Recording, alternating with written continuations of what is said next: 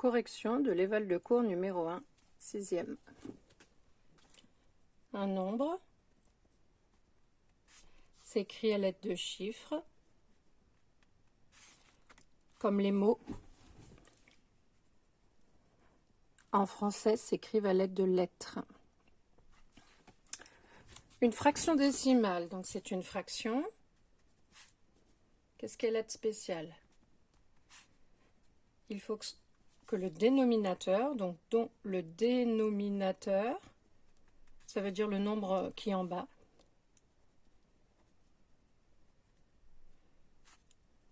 ça doit être 10, 100, 1000, etc.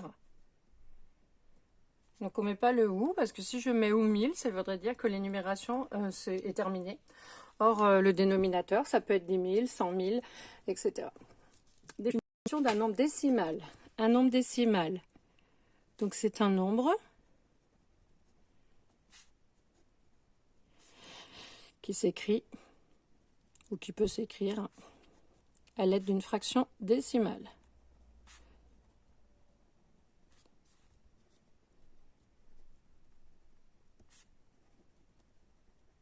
Attention au mot décimal, hein. Si je mets un S, ça fait décimal, donc il faut bien faire attention. Il peut aussi s'écrire avec une virgule.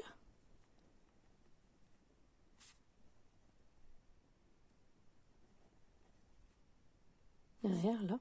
C'est ce qu'on appelle son écriture décimale.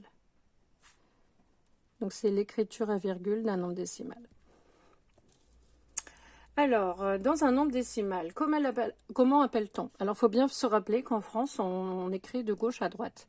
Donc ça, c'est les chiffres qui sont avant la virgule. Ensuite, il y a la virgule et ça, c'est les chiffres après. Le deuxième chiffre après la virgule, donc c'est celui-là, ça s'appelle le chiffre des centièmes. Donc, on fait attention. Voilà, à l'orthographe. Le premier chiffre avant la virgule, donc le chiffre juste ici, c'est le chiffre des unités. Et le premier chiffre après la virgule cette fois-ci, donc le premier chiffre, celui-là, ça s'appelle le chiffre des dixièmes. Donc il faut faire attention, dixième, ça s'écrit qu'un X, contrairement à dizaine qui s'écrit qu'un Z. Ensuite, donc c'est lié aux demi-droites graduées. Donc c'est pour graduer une demi-droite. Qu'est-ce qu'il faut? Il faut d'abord choisir un point d'origine.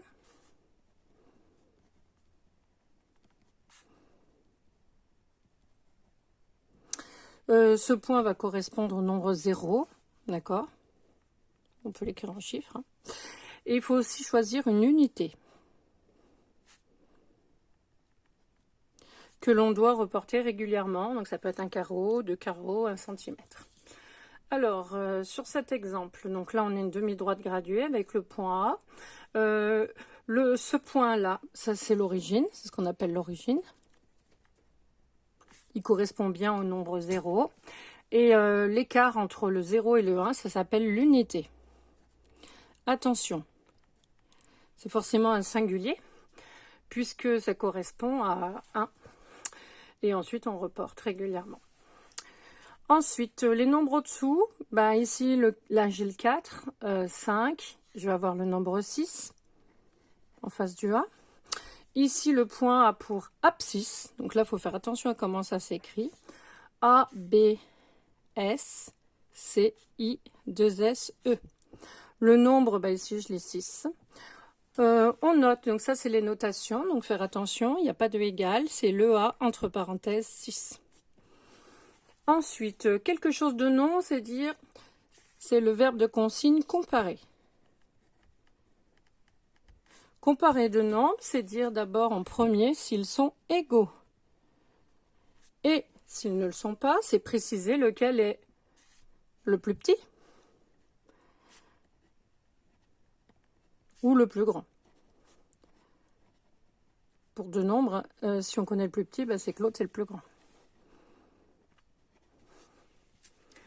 Ensuite, le verbe de consigne des nombres dans l'ordre décroissant, c'est le verbe ranger. Donc là, il faut faire attention, c'est l'ordre décroissant, donc c'est l'inverbe de croissant. Donc ça veut dire que c'est les rangées du plus grand au plus petit.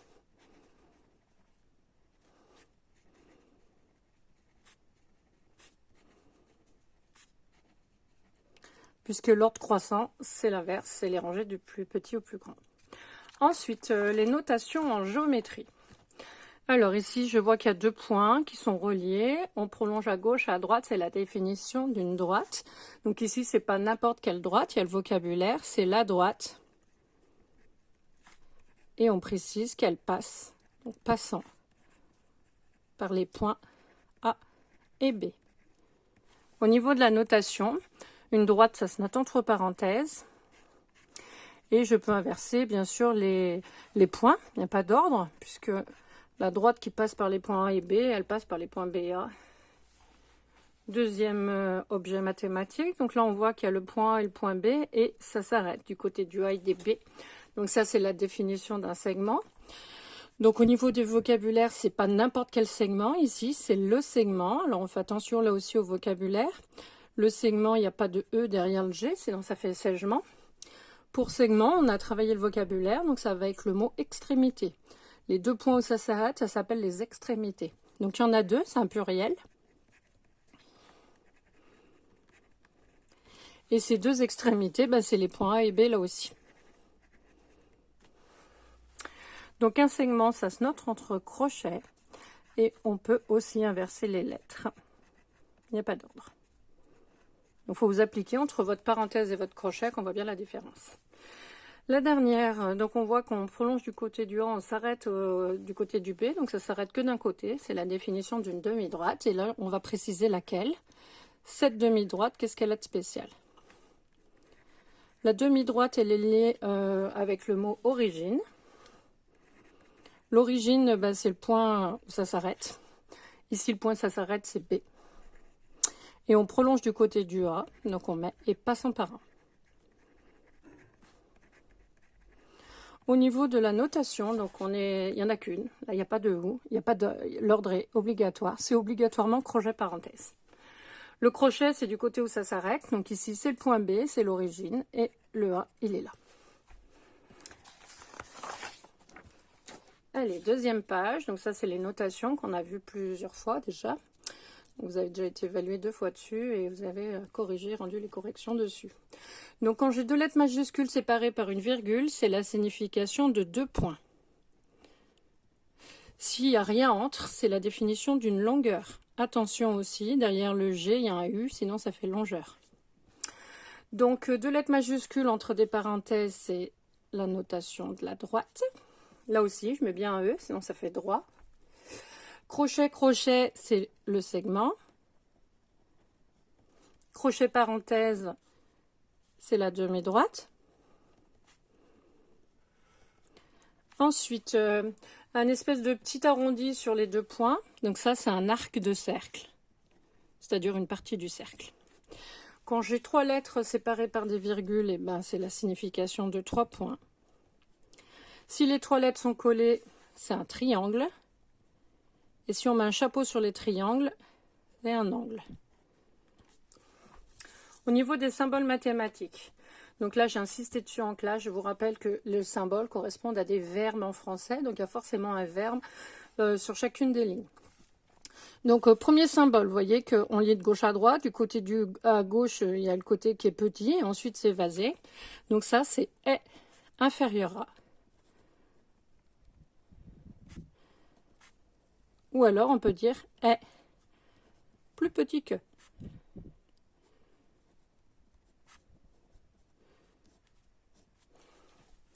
Dans l'autre sens, c'est est supérieur à. Je rappelle que c'est un verbe. Hein. Si vous oubliez le S entre le E et le T, c'est ET. C'est plus un verbe. Ou est plus grand que.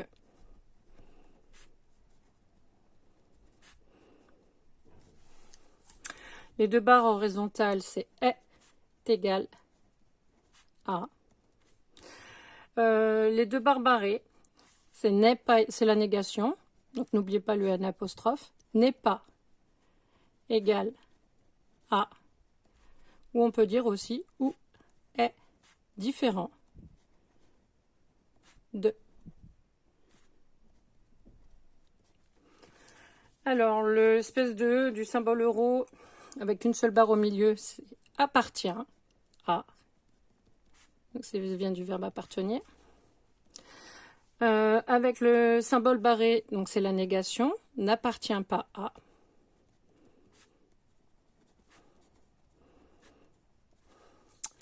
Le T à l'envers, c'est est perpendiculaire. Donc là, on ne fait pas de faute aussi.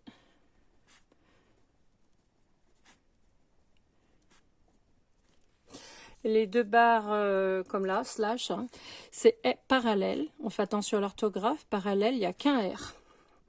Ensuite, il y a deux L. Et ensuite, un seul. On n'oublie pas le A. Ensuite, on dit que le milieu du segment AB, si. Alors, pour s'aider, on peut faire le dessin. Donc, on parle de segment AB. Donc, à main levée, je représente un segment AB. Donc, les extrémités sont A et B. Le point I, je le place. Donc, c'est à main levée, hein. Il faut que ça ressemble un peu. Je rappelle que le I, c'est une lettre majuscule. Et que pour placer un milieu, il y a le codage qui est obligatoire. Attention, si vous mettez les traits dans l'autre sens, c'est pas le même symbole que lui. Donc, on a travaillé ensemble sur cette définition pour voir qu'il y avait deux conditions pour montrer qu'on a un milieu. Il faut qu'il y ait des longueurs égales, comme on a codé. Donc, c'est la longueur AI qui est égale à la longueur IB. Donc, on fait attention aux notations. Une longueur, il n'y a pas de crochet. Voilà. Et deuxième condition qui est imposée pour avoir un milieu, c'est qu'il faut que les points soient alignés. Alors les points, on a vu que quand on nomme des points, on doit les séparer par des virgules. Donc A, virgule I et B. Ou alors on peut aussi écrire A, virgule I, virgule B. Sont alignés. Voilà les deux conditions pour avoir un milieu. Un cercle. Donc là aussi, cette définition, on l'a travaillée. On a vu que c'était l'ensemble de tous les points. De tous les points. Donc, c'est pas de plusieurs, hein, c'est tous. Qu'est-ce qu'ils ont de spéciaux? Ils doivent situer à égale distance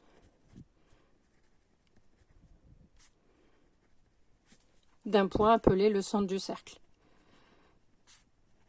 Alors, je vous rappelle qu'on a revu hein, que pour tracer un cercle, quand on est dans la nature, par exemple, il nous faut une corde bien qui soit pas élastique, avec deux bâtons. On plante un bâton à une extrémité de la corde, on la plante au sol, et avec l'autre bâton, eh ben, on peut tracer le cercle d'une manière parfaite. Alors, le vocabulaire du cercle, donc par rapport au dessin qui est ici. D'abord, le nom du cercle. Donc, le nom du cercle, on le voit là. Attention, c'est un C cursif et pas un C majuscule pour le différencier d'un point, qui serait une lettre bâton. Ce nom du cercle, il est entre parenthèses. Donc, on s'applique pour que ça ressemble. Ensuite, O, alors, deux phrases. Il n'y a pas d'ordre. D'abord, je peux dire que O, par rapport au cercle, c'est le centre. O est le centre du cercle. Je peux même repréciser que c'est le centre du cercle C. Deuxième chose, c'est la définition du centre d'un cercle. C'est le milieu d'un diamètre. Alors, je peux préciser que c'est un diamètre ou pas. Attention, c'est un diamètre. Donc, on a travaillé le vocabulaire. Un diamètre et le diamètre, c'est pas pareil. Un diamètre, c'est un segment. Ici, c'est le segment BD. Et donc, c'est entre crochets. Ensuite, le rayon et un rayon. Donc, la différence de l'article. Alors, c'est pas juste une différence de français pour dire que le est unique et un, il peut y en avoir plusieurs. C'est pas du tout le même objet mathématique. Donc, on a vu que le rayon, c'est une longueur et qu'un rayon, c'est un segment. Donc, au niveau des notations, c'est pas pareil. Donc, le rayon, eh ben, je peux en donner plusieurs. Donc, c'est la longueur OA, par exemple. Je peux dire que c'est OB, OD, ou OE, OF, pardon. Et si je veux un rayon, c'est la même chose, mais avec des crochets, parce qu'on va parler de segments. Donc, c'est un ensemble de points. Donc, vous n'êtes pas obligé d'écrire, bien sûr, tous. Hein. Moi, j'ai mis des partout, c'est pas grave. Autre mot de vocabulaire, donc BD entre crochets, donc c'est un segment, donc je regarde, c'est quel segment particulier. Je vois que les deux extrémités, ce sont des points du cercle, et le segment passe par le centre du cercle, c'est la définition d'un diamètre. Donc là, on est obligé de préciser un article, d'accord, 1. Je vous rappelle que si vous mettez le diamètre, ça serait une longueur, donc il n'y aurait pas les crochets, et si on ne précise pas, il y a une ambiguïté. EF, pareil, c'est un segment, crochet, crochet. EF, alors là je regarde, c'est un segment qui a pour extrémité 2 points du cercle, mais le segment passe pas par le centre du cercle. Ça, c'est la définition d'une corde. Alors là, l'article, on en met une, parce que des cordes, il y en a une infinité. Donc il n'a pas le même rôle que cet article-là, qui fait la différence entre un segment ou une longueur. Là, c'est une corde parmi toutes les cordes qu'on pourrait tracer. Le dernier, c'est EF avec un petit arrondi. Donc, c'est la partie du cercle, vous voyez, délimitée par les points E et F. Donc, une partie de cercle, ça s'appelle un arc de cercle. Et là aussi, le 1, c'est un français pour dire qu'il peut y en avoir plein. Voilà, cette correction de cette première évaluation de cours est terminée.